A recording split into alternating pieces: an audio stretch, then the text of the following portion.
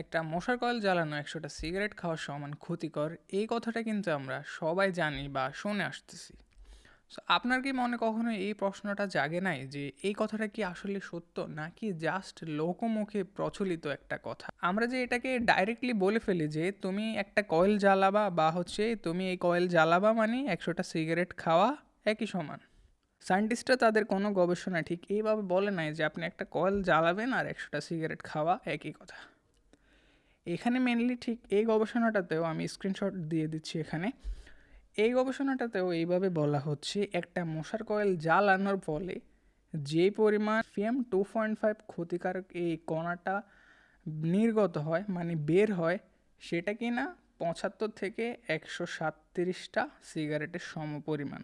তো মেন কথা হচ্ছে একটা কয়েল আপনার মানবদেহে কতটা ক্ষতি করবে, কিভাবে ক্ষতি করবে, সেটা হচ্ছে আপনি এই কয়েলটাকে কিভাবে ইউজ করতেছেন তার উপর ভিত্তি করে। দেখা যায় এক একজন এক এক পারপাসে কয়েল ইউজ করে।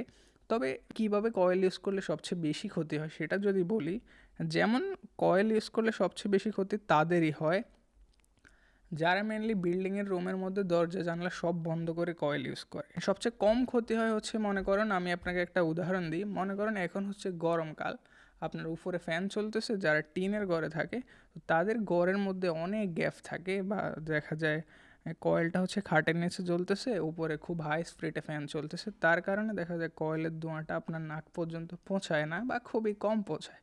তো সেই ক্ষেত্রে আপনার একজন বিল্ডিংয়ে বদ্ধ রুমে জ্বালানো আর এইভাবে জ্বালানো এই ক্ষতির পরিমাণটা অনেকটাই কমে যায় বা খুব কমে যায়।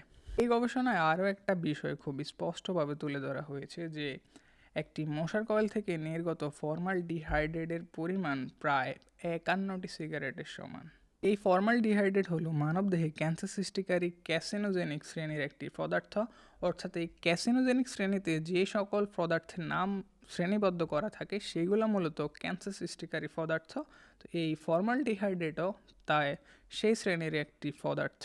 তো মেন কথা হচ্ছে একটা কয়েল আপনার মানবদেহে কতটা ক্ষতি করবে, কিভাবে ক্ষতি করবে, সেটা হচ্ছে আপনি এই কয়েলটাকে কিভাবে ইউজ করতেছেন তার উপর ভিত্তি করে, বা দীর্ঘদিন ধরে কিভাবে কতদিন ধরে ইউজ করতেছেন সেই হিসেবে এটার ক্ষতির প্রভাব আপনার শরীরে পড়বে।